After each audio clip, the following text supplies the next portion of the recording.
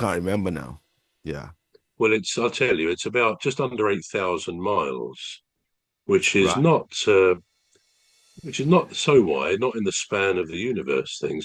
The diameter of the sun, so if the Earth is just under 8,000 miles wide, which Yeah. I guess is about 12,500 kilometers, but let's stick to miles. What do you think the sun's diameter is? So the width of the ball that is the sun, if we are 8,000 miles wide. Uh, the sun will probably be 10 times that.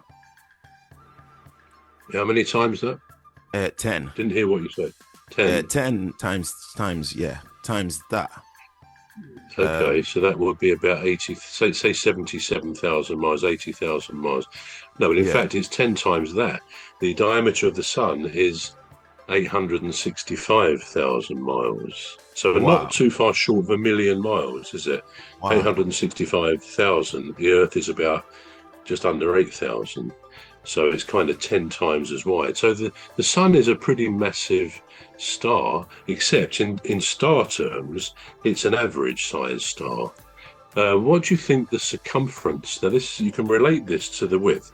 Circumference of the Earth as a ball. We know the diameter across, right the way across, is about just under 8,000 miles.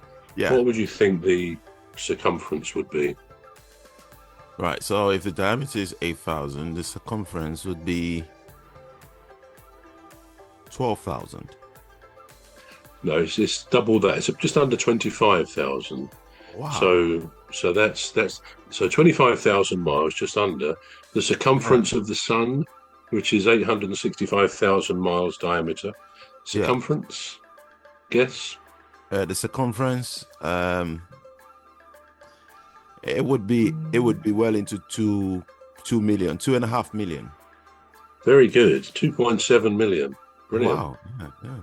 I'll give you a prize for that. That was a very good guess. So the sun is a pretty big entity, pretty big star up there. But as I say, in normal terms, Yeah. star terms, it's an average size.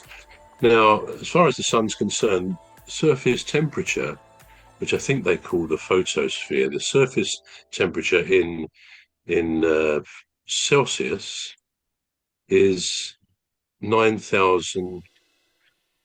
No, it's not Celsius, it's Fahrenheit, 9,000 degrees, a Wow. little bit short of 10,000 degrees Fahrenheit. That's on the surface. I'm pretty sure that is Fahrenheit. I'm pretty sure it is. And actually, the core of the sun, the middle, Yeah. guess the temperature there. If The it's core, 9,000 if it's on the surface, 9,000, no, I think it's probably uh, just under 10,000 Fahrenheit. So that probably comes out to about 5,500 centigrade or Celsius. So yeah. center of the sun, what do you think? I would think it would be probably 100 times. So which would be uh, probably close to a million. How Um, many? about 800, 900,000 around that range. Okay. No, it's actually 27 million degrees Fahrenheit. Wow. The center of the sun. I mean, we can't even begin to imagine these things, can we? Wow. But that's the center because it's not just like a wood burning fire. I mean, it's nuclear fusion, which is hydrogen being converted to helium. So it's a Wow. massive, constant nuclear explosions. So Wow. the sun is just one other question that occurs to me. It takes the Earth one day to spin on its axis, 24 Right. hours. What do you think? How long do you think?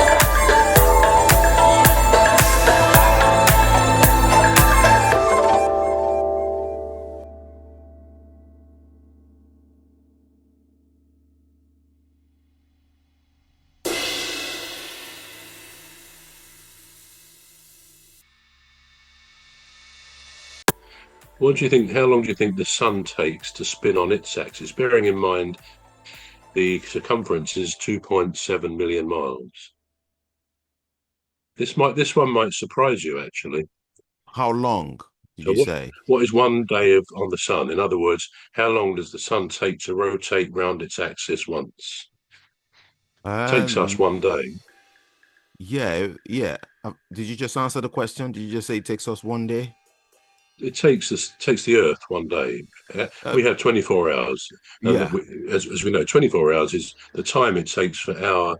And you think the circumference I've already said is about 24,500 miles, so it's yeah, going about yeah, 24,000 miles an hour, isn't it? On that yeah. sense, It'd probably but be how long does it?